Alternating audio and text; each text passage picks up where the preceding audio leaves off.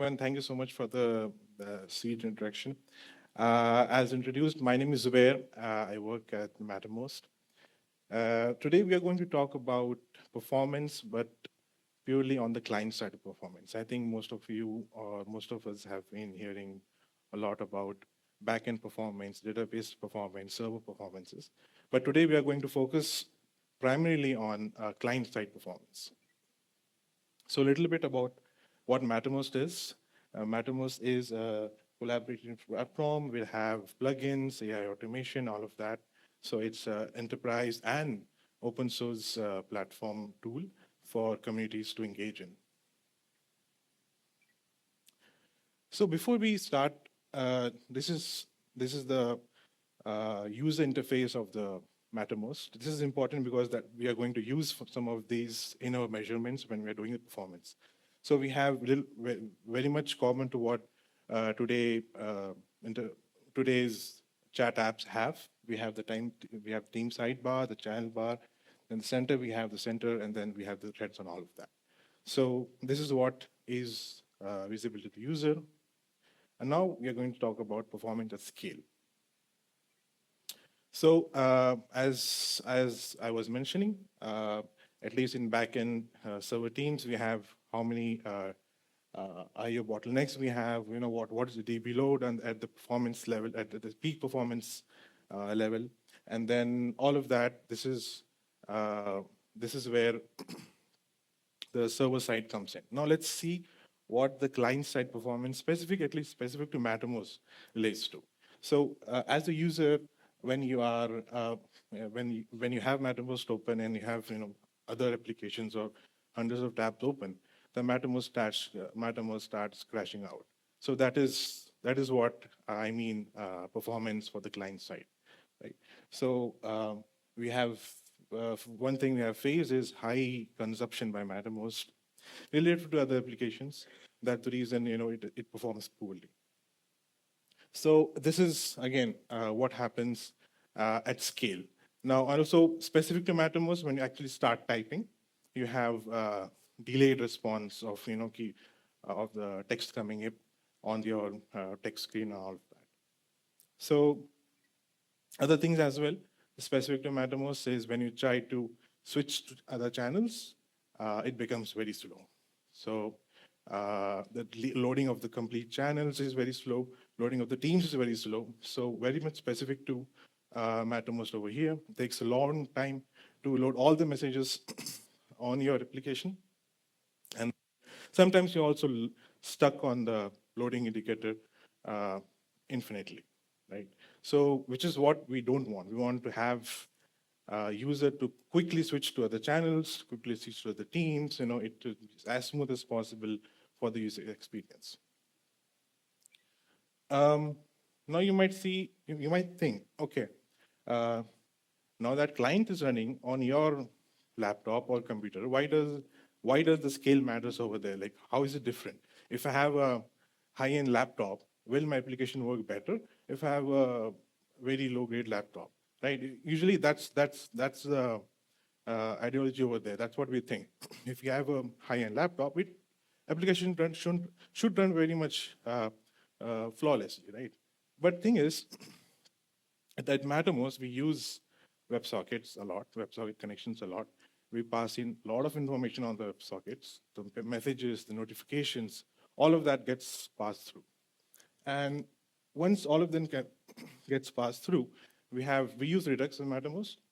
So all of this information has to be processed on the Redux store, go in the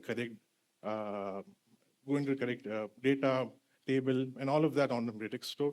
So this is what takes a lot of time. So this is what increases the computation of your client. So that's why if suppose, oh, I don't see the screen again. Yeah. So that's the reason Mattermost becomes slow, when we have a lot of users typing in the same channel. So you have a lot of WebSocket connections coming in, a lot of messages coming in, which are running on WebSockets, and your JS thread is very very much doing a lot of work, doing processing all that information, storing that in store. So that's the reason at Mattermost, the performance of client at scale matters. Then how do you do that? So you need to have a basic like a balance between what you fetch and what you don't need to fetch, right? So there has to be a little bit of balance between overfetching and underfetching. So as with any performances, the first thing that we have to do is quantify the performance. Like how, first of all, identify how can we. So app is slow. That is not something that we can measure. Like app is slow, app is crashing. So we have to understand what is crashing, what errors do we need to look at, why is app is slow, then understand how much is the memory it's consuming, all of that. So from going from the broad term, we have to come down to technical terms first to understand what it is, and then to fix it. So few things that we already have inbuilt in Chrome. We have in DevTools, we have memory profiles. Then we also have CPU usages. And then there's something called frame rate as well, which you can see when you are doing some UI navigation, all of that. So, and then you also have from HTTP archive, you can see, are we making more network requests than it needed or not, right? So all of these tools are already there in your browser to do that. And then we have these few metrics from the Google library, which is mostly industrial standard nowadays. Something like how much time does it take for the first byte to come in onto your client, and how much time does it take for the first pane to appear as soon as you start loading it? How much time does it take? So all of this is like right now industry standard of measuring the client performances. All of that can be automated. Then we can also actually automate how much JS heap size we have right now, which app is consuming, how many event listens are there, how many DOM listens are there. All of this can be derived from something called Chrome Dev protocols. Now, for your app specific again, you have to decide which interaction matters and all of that. At least for Mattermost, we have how much time does it take to switch channel, how much time does it take to switch teams, how fast the threads come up when you open up a post and all of that. So all of these, why are we using this? All of these are the metrics that first we are going to measure, and then we are going to see how to fix them, right? That's usually the process. So few recommendations here. Some things we tried doing that before. The first thing is have your Redux state as flat as possible. Nested JS objects can create a lot of issues in object copying and object for if you have a lot of objects coming in, then you need to understand which key to update, all of that. So having a flat Redux store, really helps a lot. And then this is something what we had to do is that we had something called this status for the users, and it was handling like in a high performance situation, it was handling that particular reducer was doing a lot of work, which was basically occupying all the JS heap memory. So we simplified the Redux state over there and improved how the actions are dispatching and when they are dispatching. So that actually improved a lot of the memory consumption in Mattermost. We have the PR there as well, if someone wants to see how does it look like.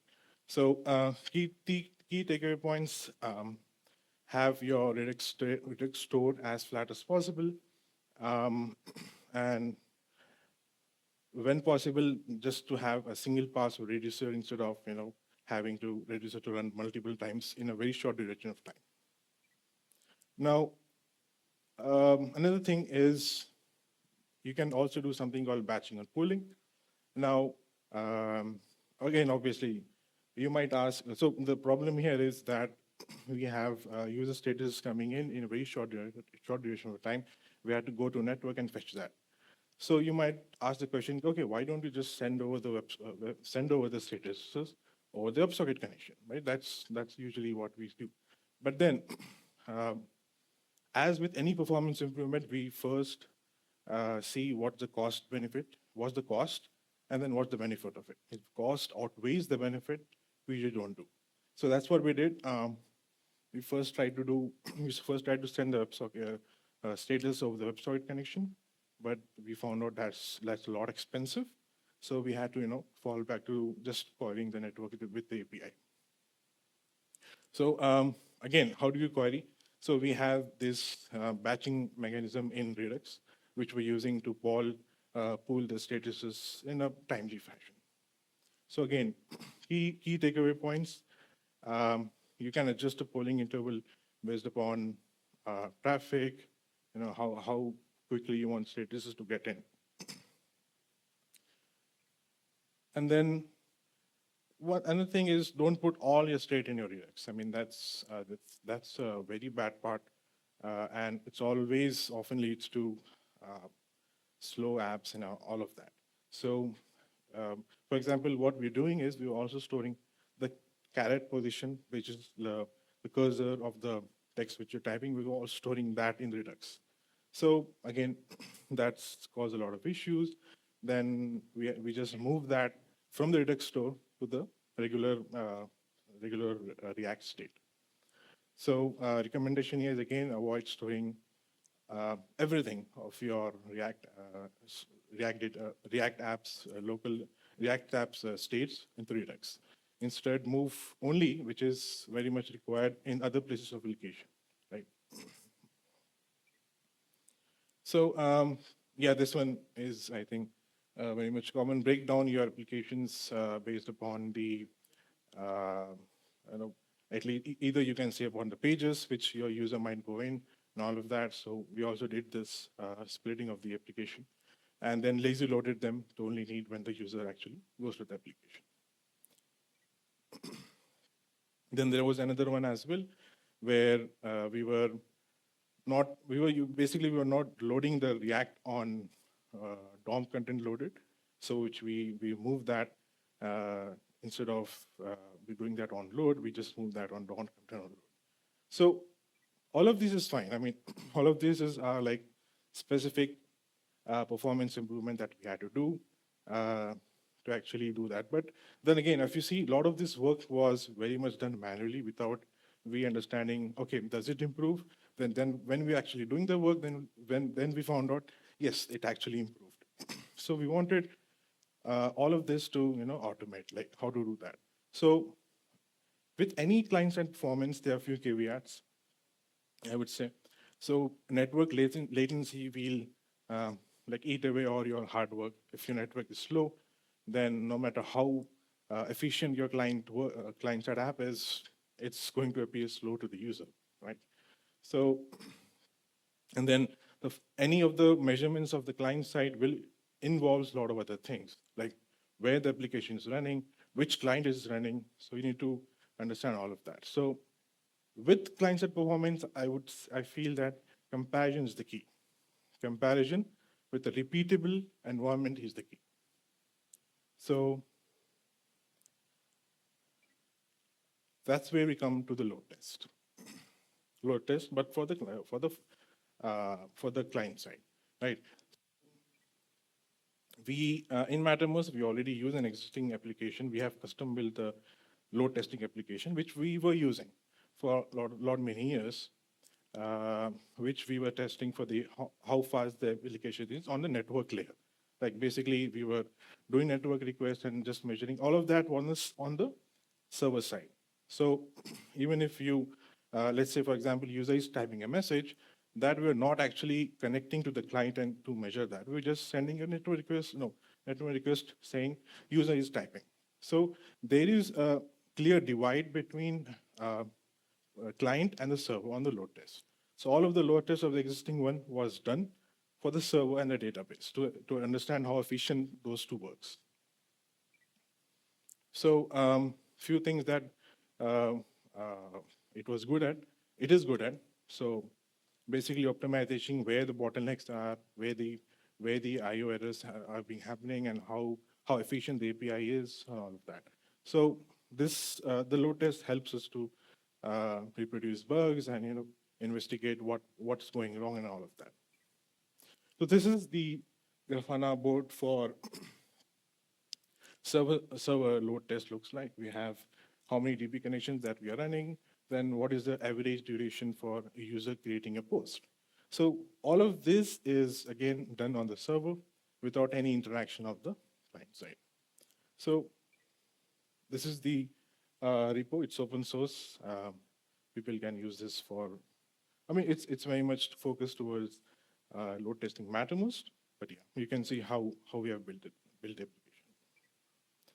So now the challenge is we already have a running load testing application.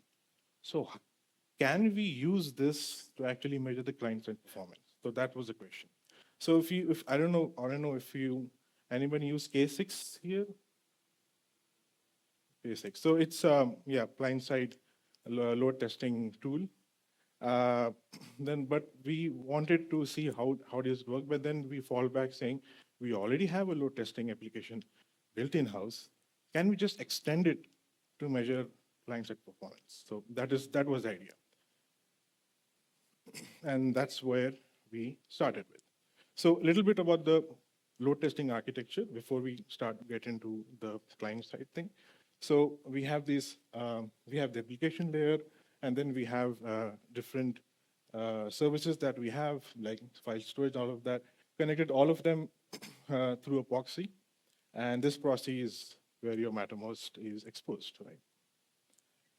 So the load testing comes in, and we have, now let's say we have something called coordinator, and we have something called agents. These are not AI agents, just these are agents. Well before AI, we used term agents.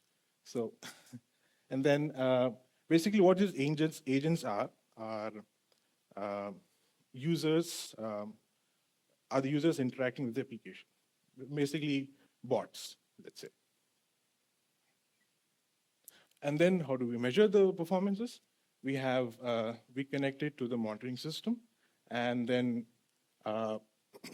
when the users start interacting with the application, I'm saying right now on the client, on the server side, there's purely on the server, right?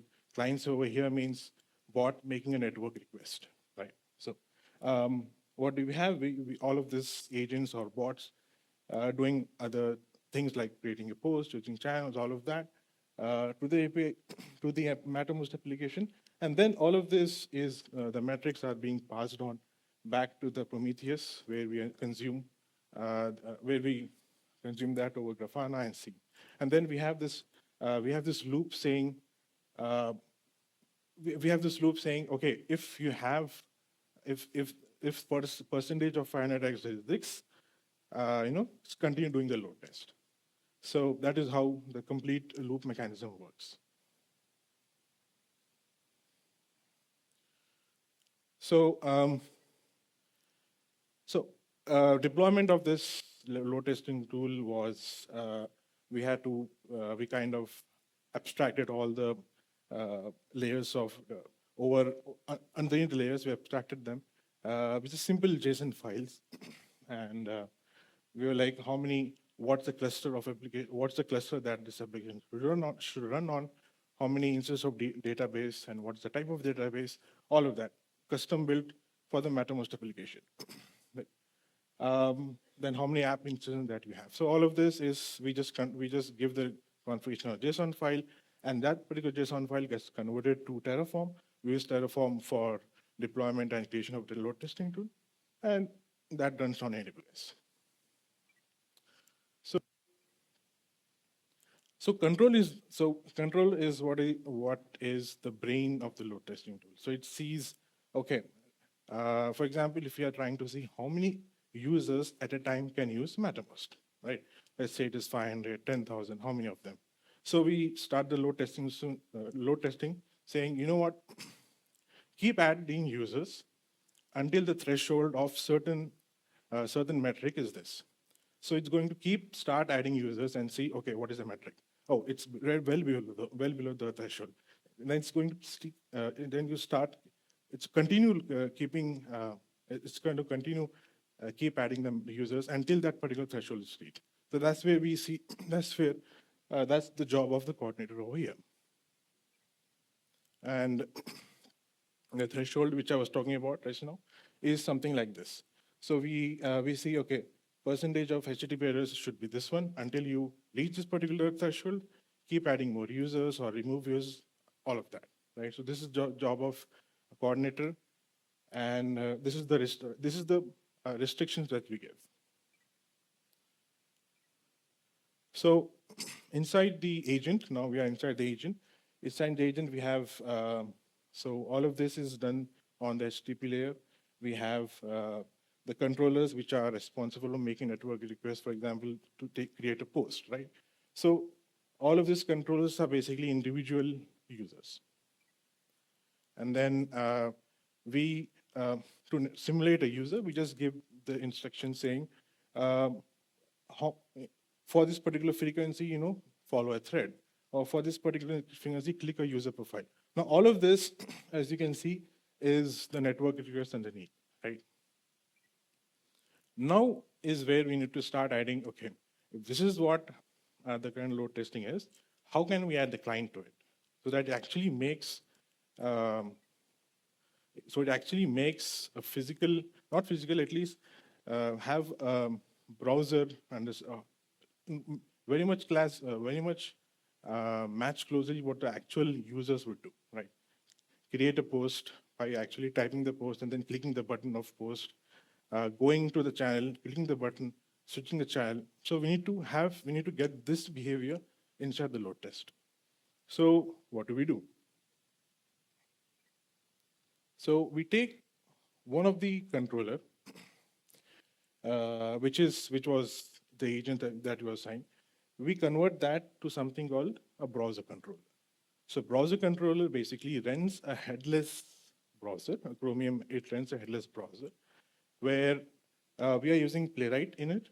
So the Playwright is going to execute series of user interaction steps, for example, going to a channel, creating a post, clicking that, all of that written in Playwright. And that test is going to keep on repeating to simulate an actual user behavior. And we plug that in to the load test. And that is, then we start saying something. No. How did we get this metrics? Like, how do we already have this server metrics? I think there's a video. Yeah, there's a video. So we already have these metrics, which were from server side. So then what we do is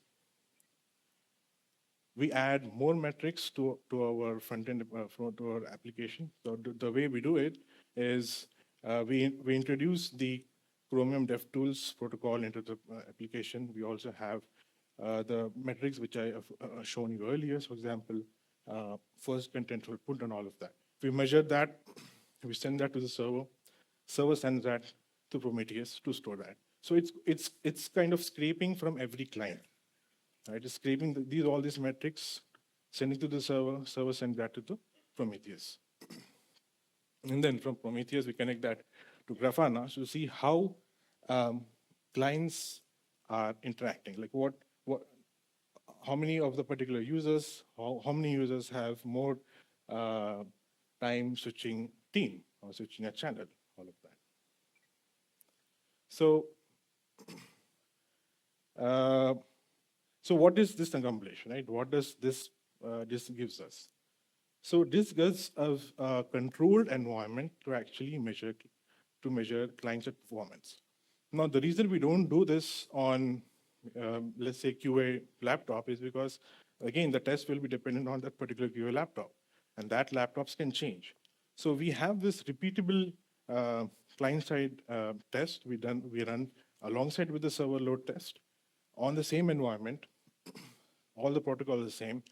Now the numbers which we get, we then measure it with the next release numbers, saying, okay, how much was the time it taken for the release number 1 to switch a channel?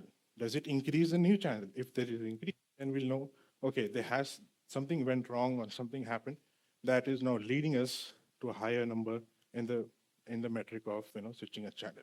So that is what we achieved, which is something which I have planned long time as well, something which we have developed.